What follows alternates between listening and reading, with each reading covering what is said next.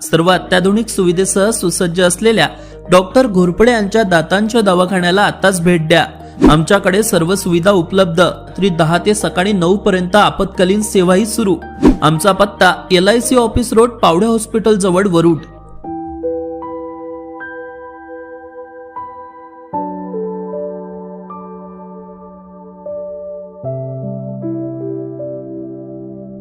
मागील 3 दिवसांपासून न्याय मिळण्यासाठी उपोषणाला बसलेला हा युवक वरुड तालुक्यातील जामगाव खडका येथील आहे।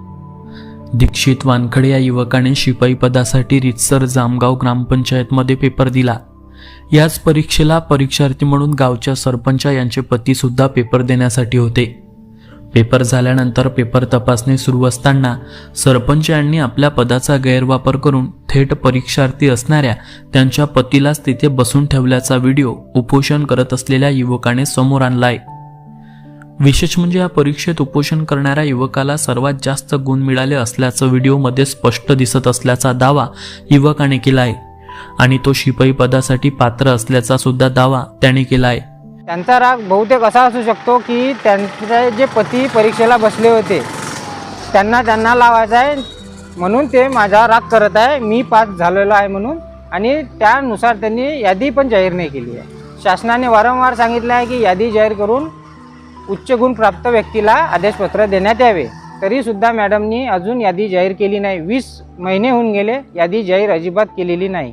मात्र सरपंच यांना त्यांच्या पतीला या पदावर लावायचं आहे म्हणून त्यांनी निकालच जाहीर केला नसल्याचा आरोप या युवकाने केला आहे। मला जोपर्यंत शिपाई पदावर घेणार नाही तोपर्यंत मी या ठिकाणावरून उठणार नाही। मला न्याय द्या। मला जर काही झाले तर याला जबाबदार गावच्या सरपंच राहील, अशी प्रतिक्रिया या युवकाने दिली आहे। ह्याच गोष्टीचा जर मला न्याय मिळाला नाही तर मी इथून हलणार सुद्धा नाही। मला आदेशपत्र मिळेपर्यंत मी इथेच बसला राहील आणि शेवटच्या टोकापर्यंत जे होईल माझ्याकडनं, शेवटच्या श्वासापर्यंत मी इथून हलणार नाही, कारण आता माझ्यापाशी गमाला काहीच नाही आहे। मी पूर्ण खाली हात आलो आहे। घरच्यांना सांगितलं जे होईल ते होईल, बाकी माता राणी पाहून घे बस।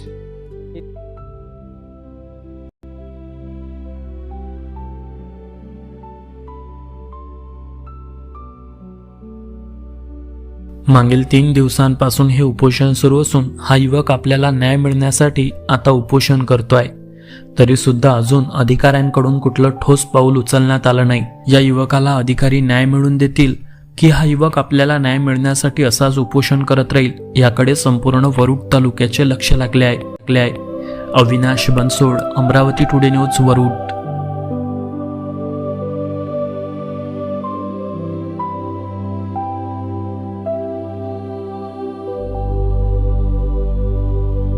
मी दीक्षित अरुणराव वानखडे, राहणार जामगाव खडका येथील रहिवासी असून मी कालपासून स्वातंत्र्य दिन 15 ऑगस्टपासून मी कालपासून इथे पंचायत समिती वरुडला उपोषणाला बसलो आहे।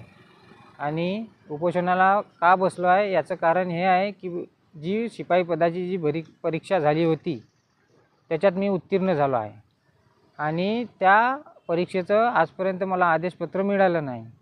मी वारंवार ग्रामपंचायतकडे चौकशी केली, पंचायत समितीकडे चौकशी केली, COकडे गेलो, तक्रार केली, तरीसुद्धा मला अजून आदेशपत्र मिळालं नाही। आणि सरपंच यांना विचारतो तर त्या म्हणतात की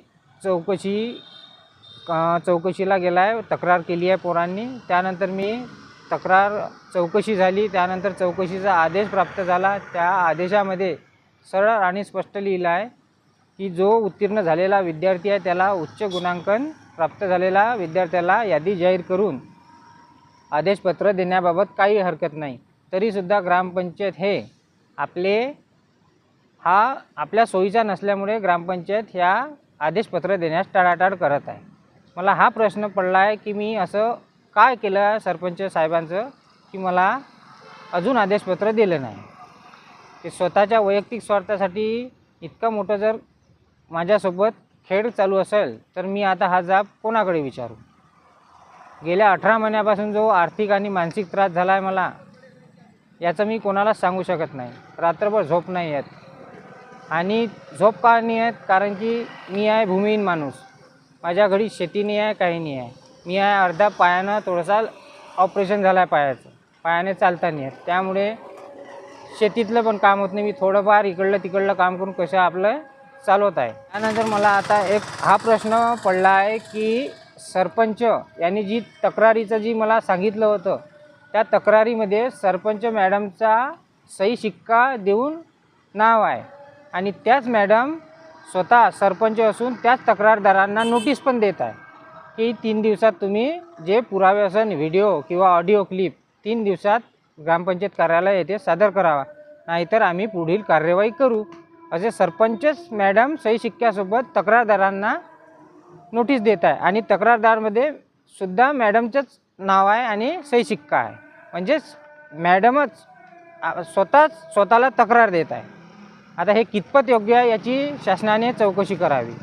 आणि दुसरी गोष्ट म्हणजे जो परीक्षार्थी आहे संजय कुमरे, हा परीक्षार्थी जेव्हा पेपर चेक करत होते विस्तार अधिकारी, ग्रामसेवक, उपसरपंच, सरपंच यांच्यासमोर, तेव्हा त्या खोलीमध्ये हा माणूस काय करत होता? हा परीक्षार्थी होता.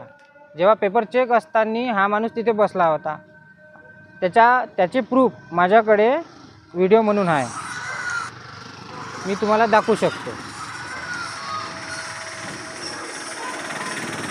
की हा कोण्या पदावर नसताना, कायच्यावर नसताना हा माणूस तिथे काय करत होता. मला हे प्रशासनाला विचारायचं आहे. याला हा अधिकार कोणी दिला?